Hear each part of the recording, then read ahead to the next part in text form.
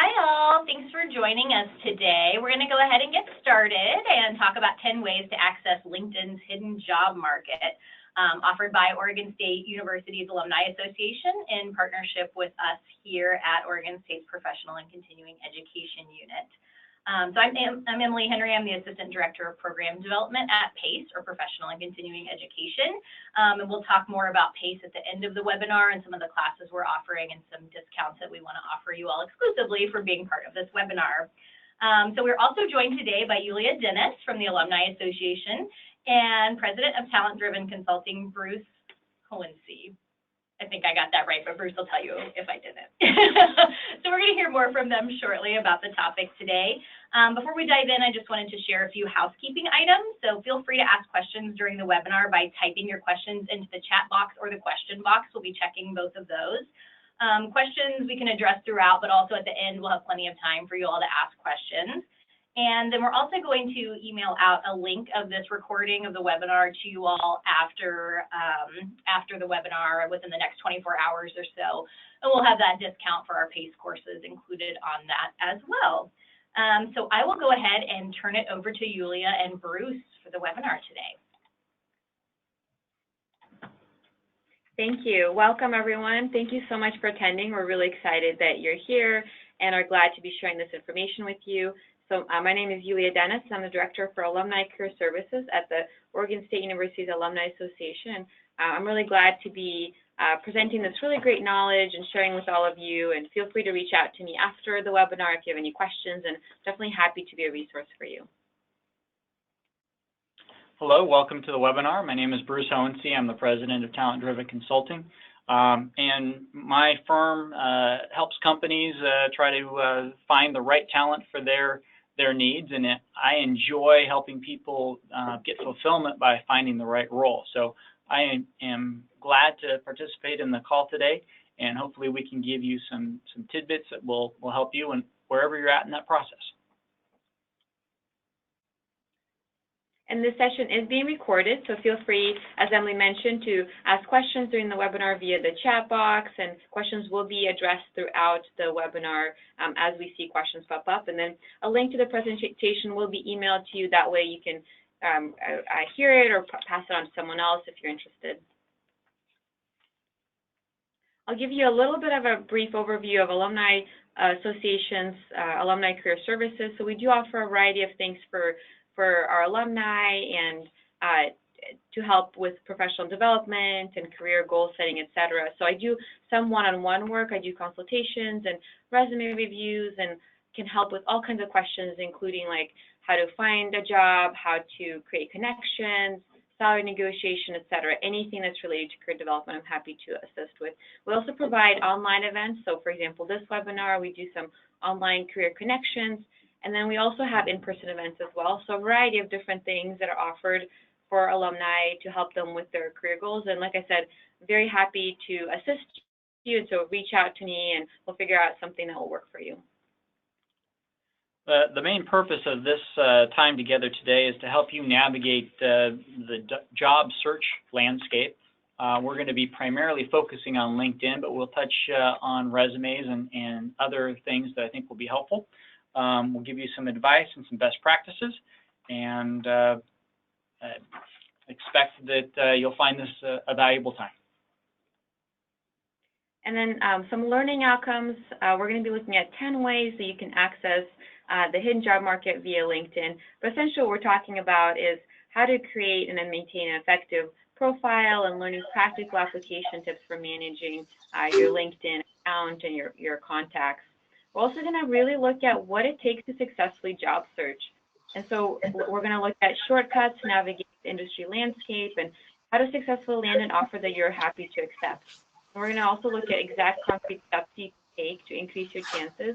And we'll provide you a list of resources that will help you succeed. So all of these things are here to help you really navigate transitioning to a different position or a different industry and how to do that effectively.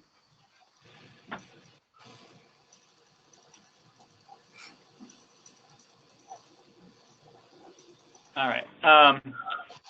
We are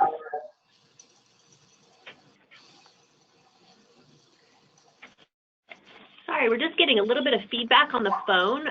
We're trying to mute everyone. If you happen to see that, if you're on the phone, go ahead and try and mute yourself.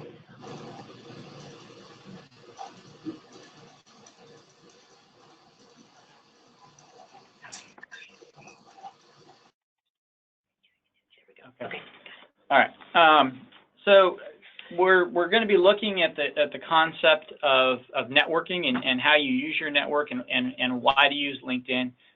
These are one of the most effective ways of finding a new job is by working with people who already know you, people who know what you can do, and so making best use of these resources to be able to navigate within that space.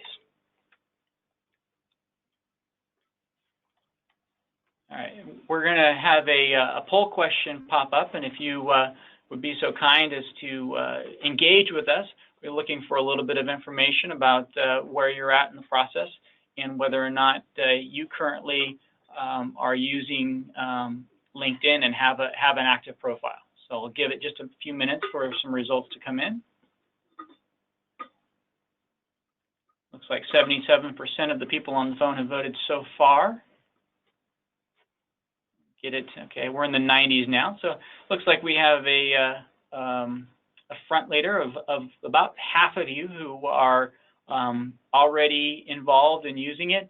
A slightly lower group that periodically take a look, and several of you who have never set it up or have one but don't know what they're doing with it. And so hopefully we'll be able to help each of you learn how to better utilize this tool.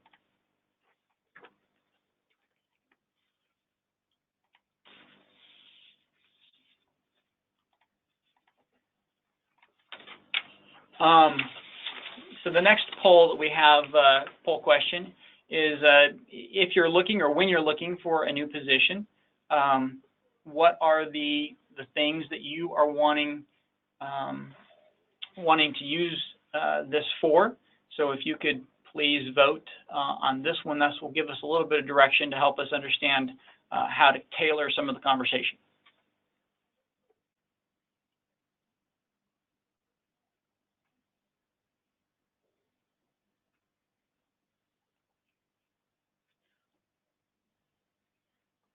All right, about half of you have voted. If a few more of you can weigh in, that will help us out.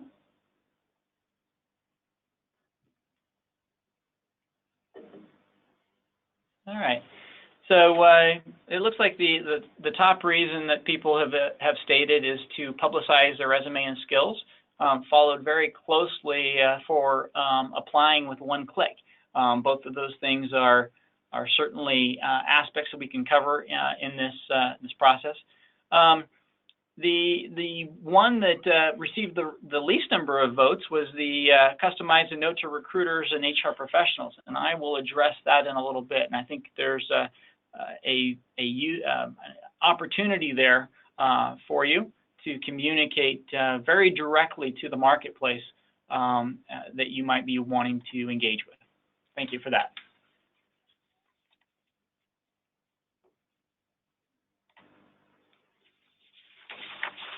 Okay. For those of you who may not be as familiar with LinkedIn, we want to give you a little bit of a tour just to kind of explain a little bit about it. It won't take very long. Can we flip from the slides to the LinkedIn page there? Yep, it should be there. If you can click on the other tab. Here. I'll navigate here. All right. So I've picked on a friend of mine for display purposes to try to highlight a few of the key aspects of the LinkedIn page. Just real briefly, as I go down it, first part, you'll see that there's an opportunity to put a picture. It's important that you have a good picture that is professional and preferably one like Jeff's, where he's smiling and engaging, and somebody that you'd like to go talk to. He's got a clear description of what he does, where he is, and if you look down, as I scroll down a little bit, you can see he's put together a summary. He's pulled out some key specialties and areas that he's involved in.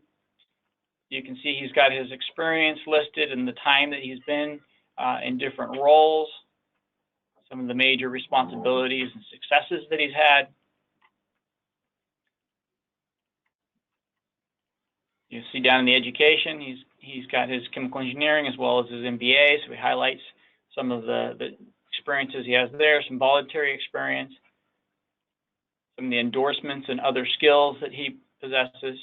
He's got a number of recommendations that people have made for having worked with Jeff, accomplishments, interests. Now, the nice thing about LinkedIn is that they organize all of this, and this may kind of look to you like an online resume, and in essence, it sort of is, but LinkedIn allows you to propagate these different fields and prompts you on the different fields to fill out. And so it helps organize the data in a way that is consistent and professional. You can, I guess, as much time as you're willing to put into making it look good will benefit, because the experience that the client has as well.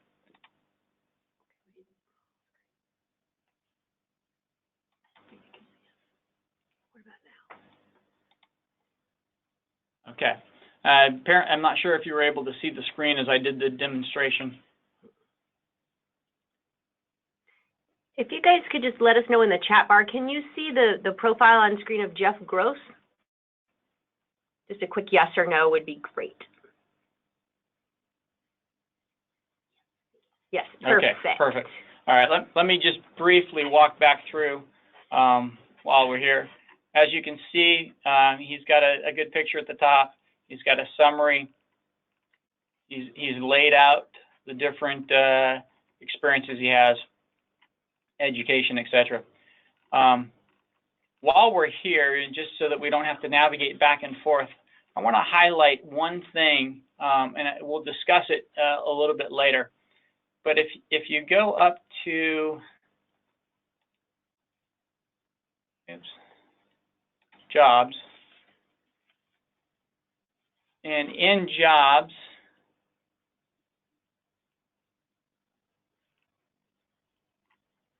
why is this not looking right? I'm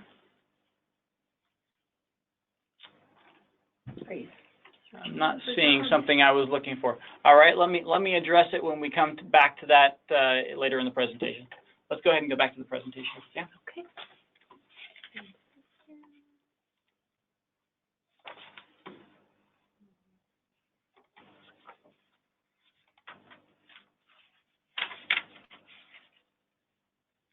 All right, so we'll go ahead and get started with our first recommendation for you on how to really utilize LinkedIn to effectively help you job search.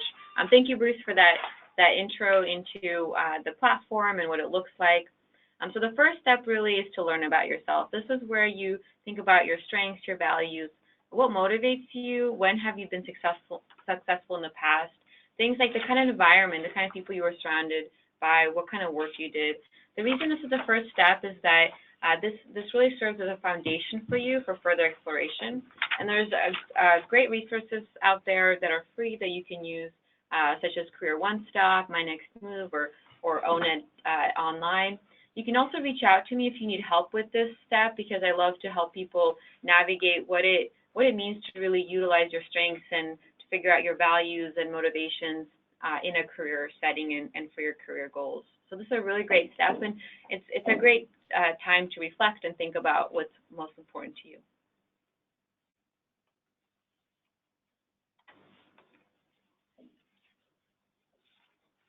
All right, I want to talk about updating your resume. One of the things that you will most likely, if you're looking for a new job, be doing is making sure you have an updated resume, and incorporated with that would be updating your LinkedIn profile as well. You want to have the key aspects of what you're looking for as part of that. That can be done both in the objective statement of your resume as well as at the header of the LinkedIn area. You want to have a good timeline and presentation of your relevant skills, job positions. Basically, it's an opportunity to tell your story. And so you want to try to do that in a concise fashion that is germane to the job that you are going after, which means you may have to have different resumes for different types of roles. Don't assume that you can do a one-stop, one-size-fits-all kind of a resume. You may need to customize that based on what you're applying for if you're applying for different types of roles. And if you treat your profile like your resume and keep it updated, both for the job search market, but as well as when you're doing business with other individuals and having meetings with people, they're able to look up some relevant information about you and your history, and that can be very beneficial.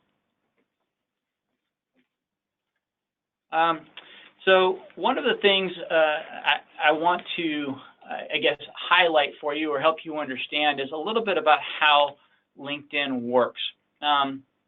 If you've ever have played the game, 6 Degrees of Kevin Bacon, where you come up with a movie and you try to figure out an actor in that movie and figure out how many movies you can tie it back to Kevin Bacon, LinkedIn is kind of based on that same type of a concept. There is your network and your connections, the people that you have a direct connection to, which would be a first-degree connection. And then there is the people that they know but that you aren't connected to. And those would be your second degree. And then the people that they know that you don't know would be your third degree. And the way LinkedIn is based is that you can communicate and do things with those level of people, your first, second, and third degree, essentially without any charge. If you want to go beyond that realm, they give you the opportunity to pay for it. But if you build a connection and you're active on the site, you can minimize the need to do that by exploring the network or asking somebody that might be connected to somebody that you don't know but want to know for an invite or introduction. So if you think about this as a networking, I guess, game, I don't know if game's the right context, but a networking platform, then knowing that if you build your network, it exposes you and gets you in relationship with more people, that is how you should view this. And it's not a popularity contest, but it is a way of expanding your circles.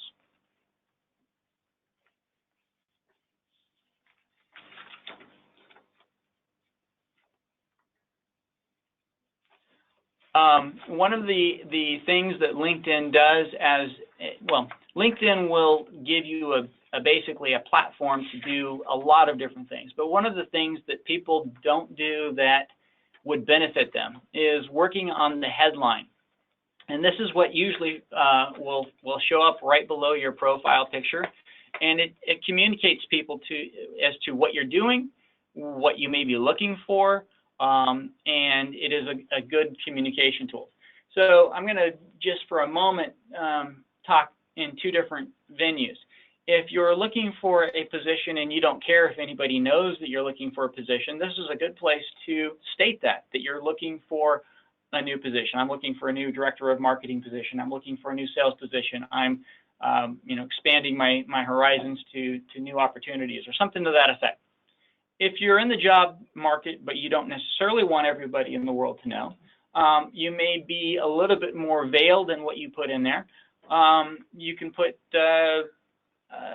some of the accomplishments and some of the things you're currently doing, and maybe highlight some challenges or things that you might be looking to do as an indicator of what you might be doing. But if you're in that market, then you definitely need to use the way to communicate to employers and recruiters, which we'll cover in just a moment. Thank you, Bruce. And I realized that our numbering was off, so that was tip number 3, but yes, 4, 3, and then now we're number 5 here. But the tip is still great. So the next one is including a professional cover photo. And something else that I wanted to tie into what Bruce said is that sometimes I get questions about, well, I don't want to have a LinkedIn profile or have an active LinkedIn profile because I don't want my current employer to know I'm job searching. And just because you have a LinkedIn profile doesn't mean that you're job searching. And lots of people that are on there are not active job searchers. They may be people who are just setting up a profile to keep in contact with people or to showcase their work, etc. So LinkedIn can be used for a variety of purposes, not just searching for a new job. That's something that I just want to mention so that in case you are worried about how it looks, that's not, you can feel free and feel comfortable having a profile without necessarily telling the whole world that you're job searching. So tip number 5 is including a professional cover photo. This is really important. So today it's so easy to have someone take a photo. You can have a friend or you can go to a photo center and get one done. But it's really a good idea to have a nice professional photo. Sometimes people select not to have a photo on there, but it really is such a great way for you to communicate like friendliness and professionalism, etc. And having a really nice professional photo speaks a lot to your professional competence and skills. So I do recommend having that. Now, of course, like with any of these things, what you do on your profile is going to be entirely up to you. You own the process, you own your career search, you own your career professional development. So if you select not to do a photo, that's going to be totally up to you, but we would highly recommend that you consider having a professional photo. So 2 quick questions here, Yulia and Bruce. Question number 1, do we change our profile to be job specific like a resume? And if so, how long do you leave the change up? Great question. So I can answer that unless, Bruce, you have an initial. So yes, I would say having it be job specific is great. And you can actually have it be like sort of like, let's say you're investigating multiple industries, you can have it hit on multiple industries. So one thing I recommend to people is, let's say that you're currently, let's say you're currently an HR manager and you're trying to become an operations director instead, and that's the industry and role that you want to go into. What I would recommend in that case is you find a handful of people who are already in the roles that you want to do, and you see, okay, who are they following? What skills are they highlighting? What does their profile look like? And you can tailor that in your profile to represent some of the key things that are happening in that industry. And now you can do this for multiple things. So one amazing thing about LinkedIn is that it allows you to be an expert in things that you're new in or investigating in, and you can really tailor your profile to showcase those things. So following the professional organizations, posting articles and comments and links about that new profession or that new position that you want to join. So it's a really great way to tailor your skills and your previous accomplishments and your current expertise to really fit that new industry.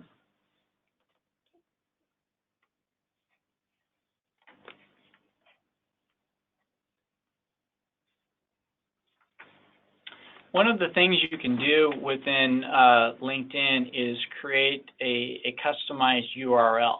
And if you go to your LinkedIn profile, you can do this now or you can do this later, and you look up at the bar, the web bar, you can see that it's probably some series of numbers and letters and kind of randomized.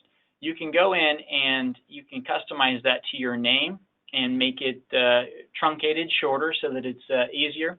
But what I advise you doing once you have updated that is that you actually include that link in your resume, especially an electronic resume, so that they can quickly click through to that and be able to see your LinkedIn profile. It's a very effective way.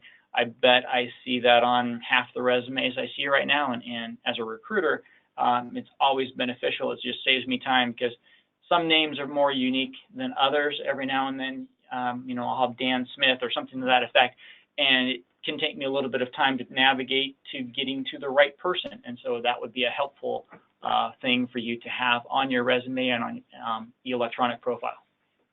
Thank you. And then, Bruce, something that I wanted to ask you and have you share is that, is it true that pretty much anyone who, if you're applying, that people are going to look you up. They will find you on Google or LinkedIn, and they will, even if you don't put this link, that they will try to find you. Is that the case from your experience? As a recruiter, I can tell you that when I get a resume, one of the first things I typically do is look at LinkedIn. The second thing, if I don't find them on LinkedIn, is to Google search them, and I end up finding them on Facebook or something else, just to get an idea of who they are and what they're doing. So yes, that is absolutely something that's being done, and that's where, if your LinkedIn profile is consistent with the resume that you have put forward, that speaks to validity and helps build your presence in their mind. Great. Don't we have a personal brand webinar coming up later in the series? We do, yeah. So we have a personal branding webinar coming up in the career series, and this is where something like LinkedIn can be a huge asset to you as a job seeker, to have your personal brand be really solid on there.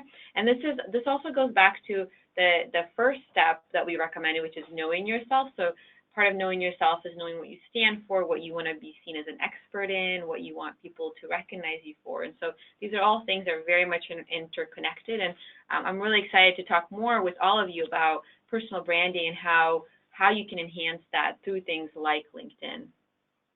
Okay. Now, I want to talk to you about this tool. I mentioned it earlier, and I apologize that when we were on the page, I didn't see the link as I viewed it. But if you go into your LinkedIn profile, across the top you'll have network, jobs, and various headings that you can go into. I believe it's nested under the jobs category, but there's an opportunity to indicate that you're open to new opportunities, is the way it's described. Are we going to try to share that? Is that what we're doing? Okay. And what this will allow you to do is to actually put dialogue into there that recruiters are able to see. Now, as I understand it, this works in such a way that somebody who is part of the company you're currently part of is not supposed to be able to see it. That's how I understand it to be. Although I'm not 100% sure about that, so I'll give my disclaimer will be that if you don't want your current employer to know about your search, that you may want to be cautious about how you approach this. But I believe it's set up in such a way that people who work for the company that you're part of are not able to see this. But if you go back quickly to the presentation. And this is a good opportunity to talk about how LinkedIn changes, and they don't necessarily tell you when they make changes. Yeah, it didn't show up where I thought, so we'll have to look at it. If I can find that space, we can maybe send that out later. But what it does, and if you look at the screenshot that's on the right of your display there, this is the kind of message that shows up in my recruiter profile when I'm looking at a candidate. And so I just took a screenshot so you can see what it looks like. And so you can see that there's a little introduction that gives you an opportunity to express to the people what it is you're looking for, the types of roles you might be interested, the types of jobs, locations, etc. And this is really helpful from a recruiting standpoint. When I'm searching, the 40 million people or whatever that are on LinkedIn, and I've done a keyword search on certain things, and I'm going through and I'm trying to figure out, is this person going to be interested in the type of role that I'm looking for? This can be a really effective way of determining that. Sometimes, it may not completely answer the question, and so I'll follow up and ask a question or two just to clarify. But it helps, as a recruiter, it helps me to really fine-tune my search so that I'm spending my time talking to candidates who are actually interested in what I'm having to do. So, as an example here, this person's listed, account manager, account executive, business development. Those are all basically a lot of different titles that people use for more or less the same role. So now I've got a good sense of what this person is looking to do. they're currently in the New York area, but they have also listed San Francisco. So now I know that they're open to some relocation depending on the parameters. Now, if I have a job in Dallas, I might have to inquire if this person would be interested in a role in Dallas. And you can put as little or as much as you want. So some of these just simply say that they're open to a new opportunity. That just simply says that if I'm going to tap on their shoulder, they're likely to respond affirmatively. This particular situation talks about why they're looking for different roles, and that's very helpful because that gets to the motivation of why somebody might be looking, and that helps me fine-tune who it is I'm going to communicate to. All right, next we have something that I'm very passionate about. So again, we apologize for the numbering system. So this is tip number 8. Our numbering system is off for this webinar. I apologize for that. So tip number 8 is information interviews. So information interviews, if I was to recommend just one thing to do, it would be information interviews. And one of the best ways to do that is actually using LinkedIn to connect with people. And so what is an information interview? All it is you connect with someone and you say, I'd love to talk to you about your position or what you do or your company, etc. So you're not asking for a job. All you're doing is just getting to know them, and you're finding out what they're doing, how they got there, and what is their company like, what's their industry like, etc. So you can use LinkedIn to contact people, and this is one of the ways to essentially, if connections are what really drives career success, which we know through research and findings that is really, that's the way of the job market is through connections. Well, then LinkedIn essentially makes it very easy for you to find the connections for the people who are already doing the work you want to do, or they're hiring for the kind of positions that you would like to have. One thing that I recommend to people when they are contacting people via LinkedIn is, one, make sure you do a personalized message. Like if you're connecting with someone, if you know them through another person, or if maybe you are all like OSU alumni or something else that connects you to each other, make sure you mention that. The other thing about that personalized message to them when you're connecting is that it becomes a history of your relationship, and so that, like, for example, if someone connects with me and they say, hey, hey, I'm currently a student at OSU, but I'm going to be graduating next year, and I'd love to stay in touch with you as I'm navigating the job search process. Then later on, when they reconnect with me, I can see, oh, they were a student.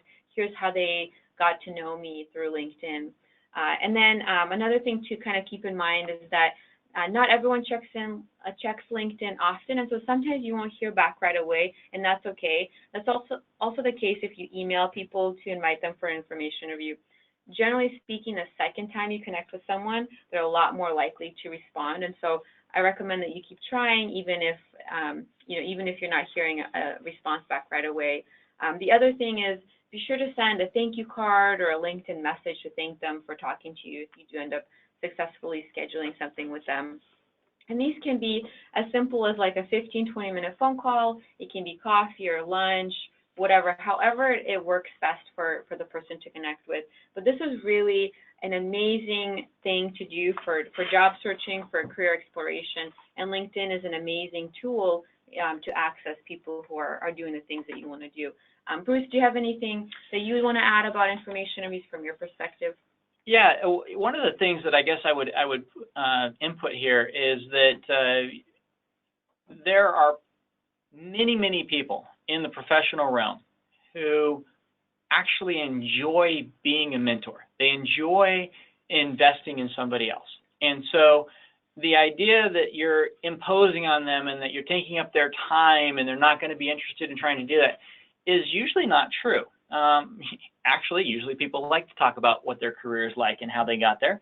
And so most people would be willing to take 15-20 minutes to discuss with you their career path, how you might get prepared for a certain type of role.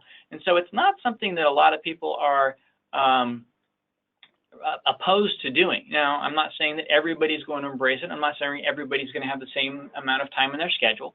But if you approach it from the standpoint of having a few questions, being prepared, you would be surprised how much time somebody might give you in helping you understand the steps that you might need to take to get to a certain level or a certain role, or how to work with a different company. Absolutely. Yeah. Thank you, Bruce. That's great. Yulia, a quick question. Does your office offer LinkedIn profile critique?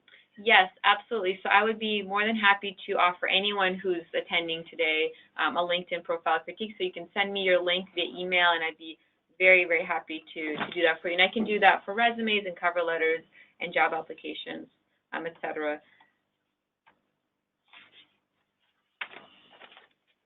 All right, now it's tip number 9, for real this time.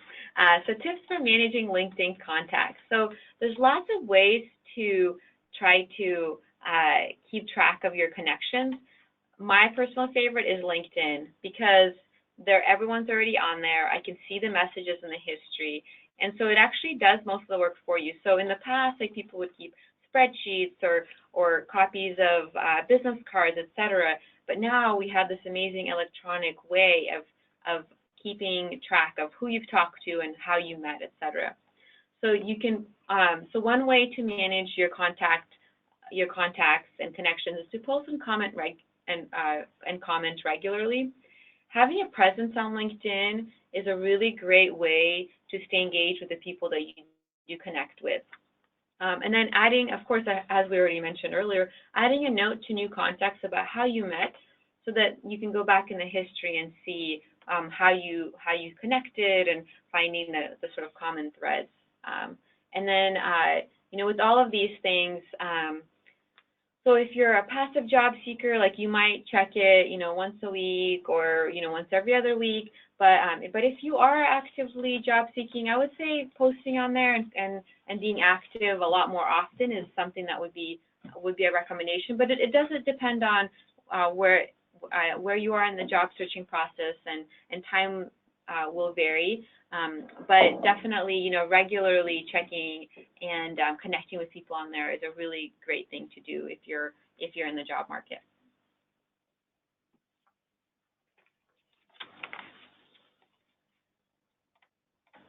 Our 10th idea is that we should use multiple methods. So certainly within LinkedIn, there's a number of different ways that you can be connected to other people. Yes, the connections you have. There's member groups that you can ask to join and follow discussions on, and reach out to people, or comment on something, an article or something that somebody has, and then engage with them in a conversation, and then maybe ask for the informational interview. You can look up job descriptions. There's other, besides LinkedIn, there's other things like Indeed and Facebook and plenty of other job boards that you can search on and look at to try to network in a greater circle, or to refine the circle that you're searching in to specifically what you're looking for. And I'll also tie in that alumni associations, whether you're part of the OSU alumni community, or whether you're part of another institution's alumni community. Alumni communities are great for meeting people, and they are another way to maximize your job search methods, because to say, like, oh, I'm from OSU too, it instantly gives you this great connection with someone, and so you can use that then to figure out, like, maybe they know someone who has a similar type of role, or works in a company you want to work in, et cetera, and maybe they can do an introduction for you. So lots of different ways to job search. The main thing is that when you use multiple job search methods, you're increasing your chance of success, of hope, and feeling like you're making progress and moving forward in your job search. And if you only focus on one platform or one thing, then if that's not going well, then it may be negatively impacting you. So that's why it's really great to have multiple job search methods and keeping active in various forums, so that you're keeping your chances at a higher level. And there are so many free job searching resources out there. So the OSU Alumni Association is one of those, and I'm happy to assist alumni and OSU staff. If you're a student here, the OSU Career Development Center is a great resource that has free services and programs that can help you navigate any kind of job searching questions. And then a couple of free websites that I love to look at and use for any kind of job advice. My #1 favorite website is called themuse.com, and they are this wonderful, it's a wonderful collection of all kinds of articles that are really easy to digest.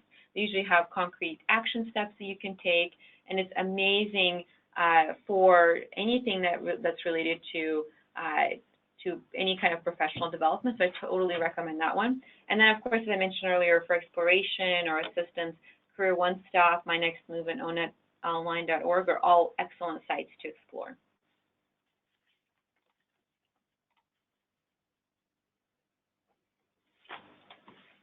All right, so just to summarize a little bit of what we've talked about, the LinkedIn profile is a way to help other people learn about yourself and be able to understand your background and what you may be looking for.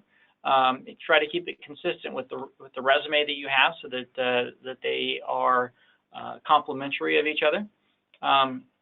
We helped you become a little bit familiar with the LinkedIn platform, and you know, it's fairly self-explanatory. They have, if you go to your profile, they have different sections you can fill out. It'll walk you through that. But there's also resources available here at the Alumni Center to be able to help you with that as well. Good headline, good photo, custom URL are some ways of making the experience even better, using it to network and ask for those informational interviews.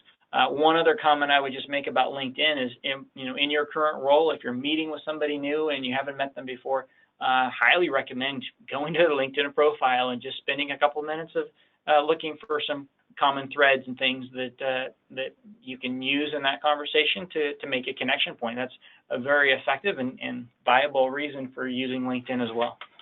Here's a question that we had. Do you recommend viewing people's LinkedIn profiles in anonymous mode or as yourself or something else if you're networking and looking for a job? I guess my perspective on that would be not to do it in anonymous, because what happens for me is when I'm searching through and I'm looking at different people, somebody that I may have viewed may turn around and reach out to me for a connection request. But if it's in an anonymous mode, they're not going to be able to do that. So if you, I don't know, let's just say you're trying to look for a job in the high-tech market in San Francisco, and you're just clicking on a number of different people and looking through that, there's a good chance that one of those people may simply connection request with you, and now you've got an open door. So I would say be open about it. And I would do the same as well. Because it is such a great connection tool, and it is a social networking tool. So I always like to know who's looked at my profile, and yeah, like Bruce said, sometimes we'll connect with them. I also think that you're getting yourself out there and you're being recognized. And I do have a really quick success story that I can share with you about LinkedIn and how even if you don't connect with someone, the visibility, just the sheer force of being connected with someone and what that means for you can still come through, even if you never really fully interact with the person through like an information review or something else. So I had someone who I knew through LinkedIn, never met them. They connected with me because we're in the same profession, and I was very glad to connect with someone who was in the same field as myself.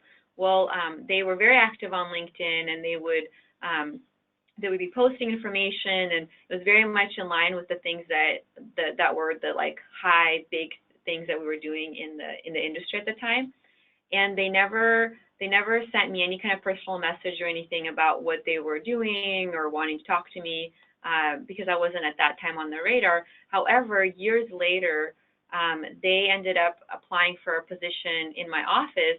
Well, I already became familiar with them through that experience, and I already felt like I knew their values, what they were experts in, what they wanted, what they were professionally interested in, and then I advocated for them throughout the process, and I became essentially their like sponsor, having never met this person, but just seeing them interact professionally in this platform. So even if, like, let's say, you know, it's a big company and you never get to really meet or interact with someone, that connection can still be powerful, and because your photo is there, your experience is there, and you're posting on there, it really creates it creates something in the mind of the people that you're connected with, and it's a great way to speak about your work and have it reflect positively on you. All right, some next steps for you. So we'll go back to the previous slide. So if you're part of the OSU alumni community, or if you're a student or your staff or faculty, I encourage you to join the OSU Beaver Careers LinkedIn group. The link is right there. And if you join the group and message me one takeaway from the webinar, I will be sending you a window sticker and then having you entered to win a free career consultation. So I encourage you to do that after the webinar. And then, of course, I'm so happy to help people out. I love to meet with people, figure out what their goals are, and how we can create strategies to meet those goals that you have. So feel free to contact me to follow up. Here's my email address. And if you have questions for Bruce, feel free to send them to me as well, and I can connect you with Bruce and create that connection for you. But like I said, I really, really enjoy what I do. I love helping people. These kind of questions are really, having someone who can answer these things for you can be a really big benefit. So don't hesitate to reach out, and I hope that we can stay connected through further webinars or through one-on-one connections. Great. So this is Emily again with our Professional and Continuing Education Unit here at Oregon State. So we wanted to continue the conversation and talk to you a little bit about some of the programs we offer that might be great credentials to add to your LinkedIn account. So are we doing another poll for the crew to kind of get your feedback, wake everybody up again, get you moving after our lunch webinar? No, just kidding. But yes, we have a poll for you to get a sense of what you all think about continuing education, and if you have considered taking that before. So I also have Holly Hill here with me, that's our Corporate Education Manager for PACE. So do you want to introduce the poll to them? Holly, looks like folks are already jumping in. Yeah, so essentially what we're looking to see is if you have any desire or how likely you are to take a continuing education course, whether it's through PACE or someone else, within the next 12 months. So it looks like about half are unsure, 30% are likely, and we've got about 93, almost 95% of the votes.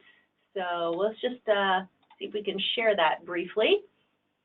So not sure. About half of the people that answer the poll are unsure if they are interested in taking a continuing education course. And I know Emily's going to talk a little bit more about why you might want to consider some of these courses that we're going to share just now. Great. So yes, it's interesting that half of the folks are unsure. Holly and I had talked about before that we were not as informed about the continuing education realm before we kind of came here to work, and now it's such an exciting thing and a great way to build credentials, especially for folks that maybe already have a degree and are looking to just build up a few more skills in order to find a new job.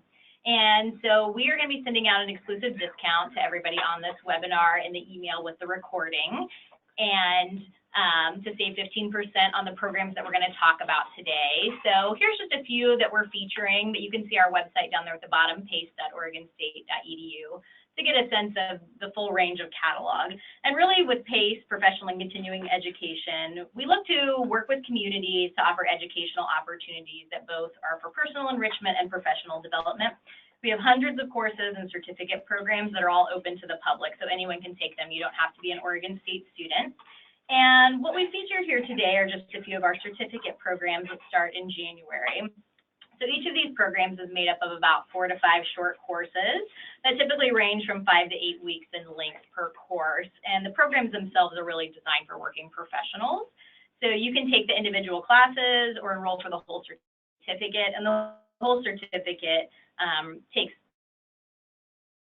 less than a year in all of these cases.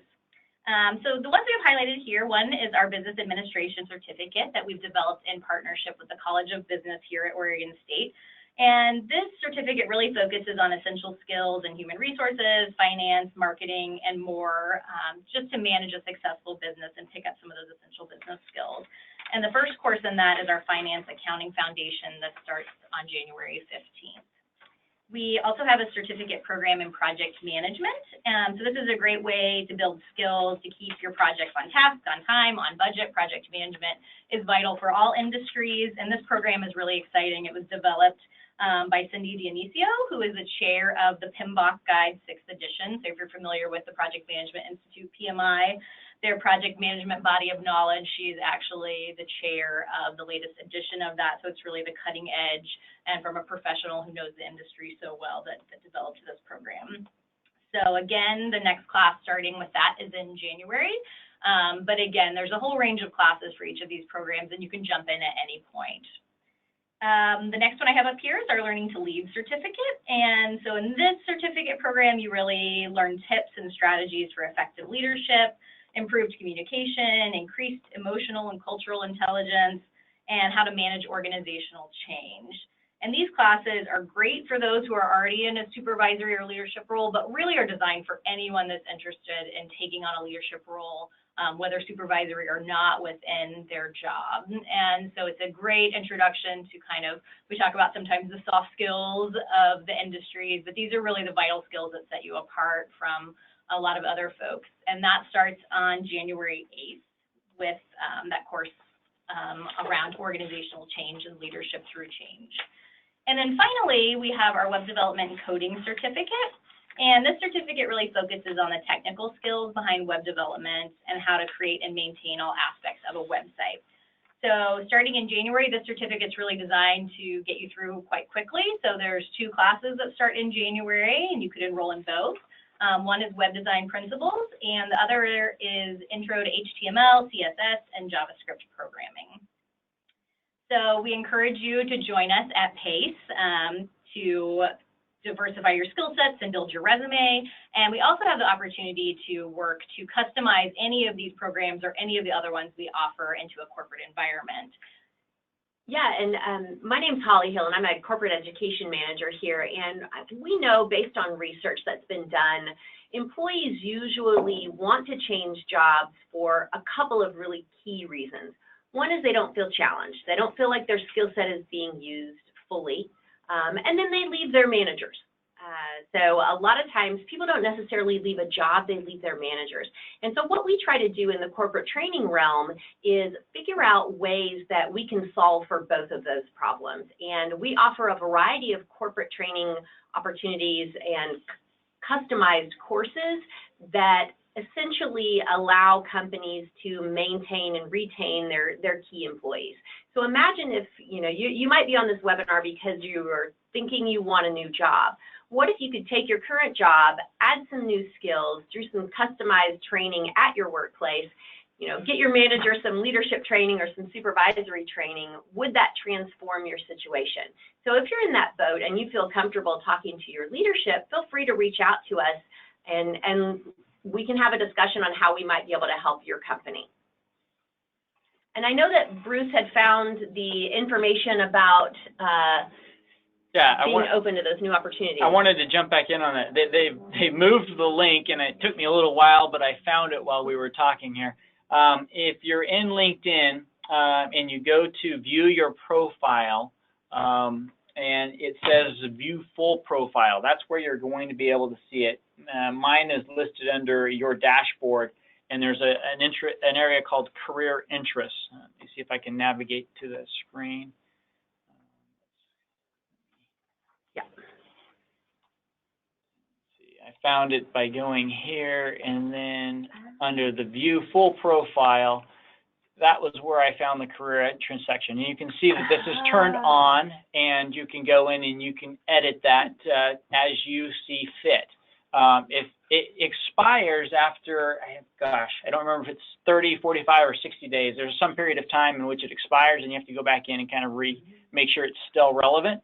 But that was under, again, your full profile. There's a section there, and then that, again, shows up in the recruiter side of the website and allows us to see specifically what you're doing. So apologize that we didn't have the right link on that because they moved it. Yeah. So we have one last question and one comment from Emily. So maybe this is a quick 30-second answer here. the question is, I work in a large industry and have been contacted by many people who work somewhere in the industry, but not through any connection that I have. Do you recommend accepting all connection requests, even though you don't have anything in common, any shared connections?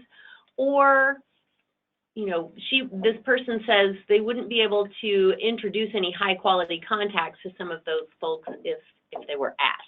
Let me address that if I can. So I spent 17 years in the paper industry, and so the paper industry is vast, and there's a large number of people in that.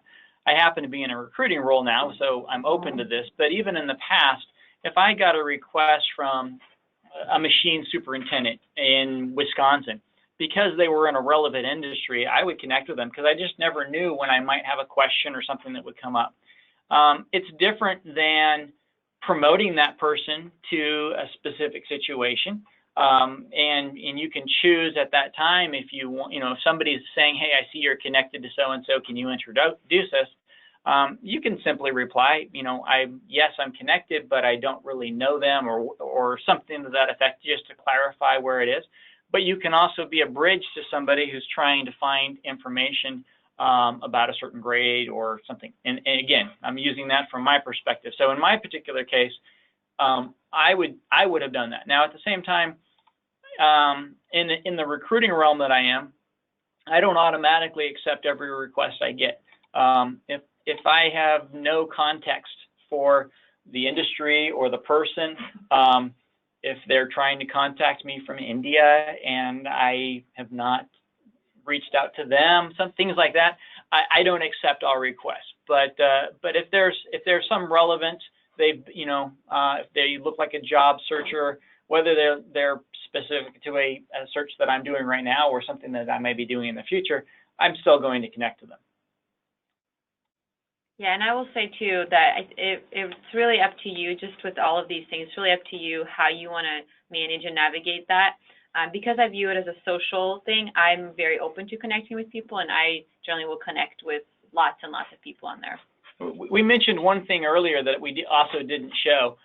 There are jobs listed on LinkedIn, and you can search through the job section. One of the nice things about doing that is you can, I think, essentially one-click apply to these jobs, and your profile then shows up in the recruiter's inbox, and then they have a chance to review your information and determine if they want to reach out to you. It's a very simple way of doing it.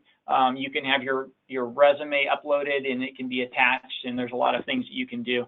So it can be a very simple and time-effective way of applying to positions as well. Great. Yeah, absolutely. So we have one last question, which will wrap it up. Someone says they may have missed the information, but how do they find out how to take advantage of the discounts that Emily mentioned? Sure, that's a great question. So we are going to be sending out a recording of the webinar within the next day. We'll have the code in that email, and the code will be good until the Friday after Thanksgiving, so through the 24th of this month, to get that 15% off on any of these certificates or any of the classes within them. I also don't know if I mentioned, but all of these are online options, so that really makes them also very accessible to working professionals, but we have a whole range of options on our website. And so thank you so much to Julia and Bruce today for talking through the top LinkedIn tips for finding the hidden job market. And we appreciate you all joining us today, and we hope to see you at future webinars. Thanks so much.